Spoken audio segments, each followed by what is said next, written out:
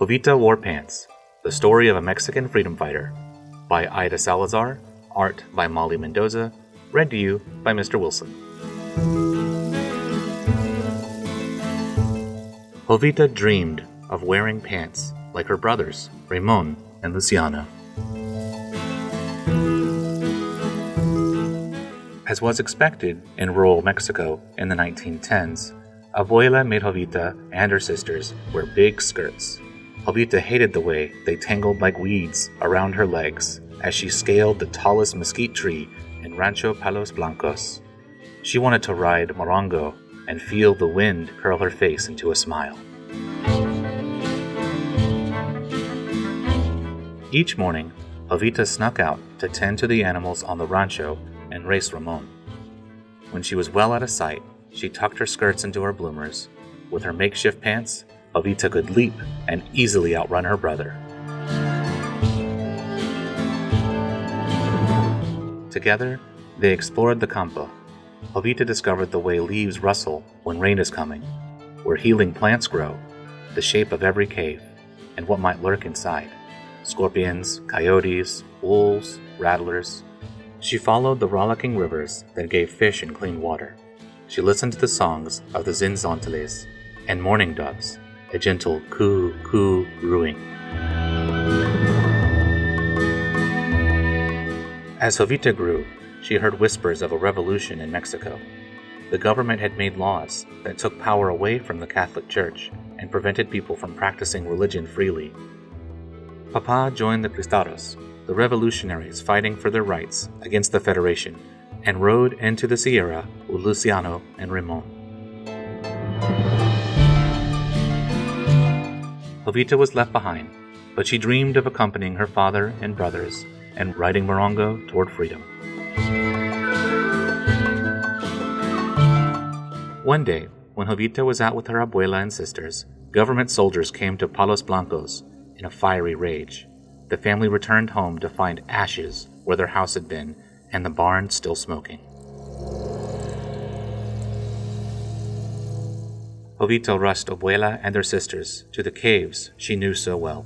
As soon as it was safe, they moved to another rancho where Jovita formed a plan. Of course, Jovita would make a good soldier. She was wise about the countryside, could ride better than most men, and was not afraid. The next time Papa returned from the battlefield, she made her case.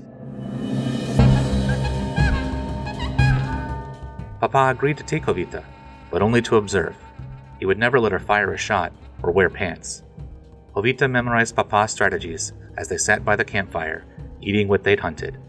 Beneath a blanket of shimmering stars, she understood that La Sierra de Morones would always be their friend. When Jovita was 15, government soldiers captured her and demanded information about Papa. No matter how they hurt her, she stayed as strong as the mountain and did not give up.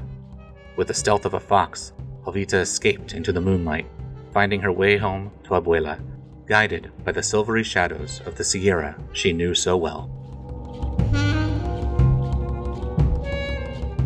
Then, one terrible day, soon after Jovita returned home, the government killed Luciano.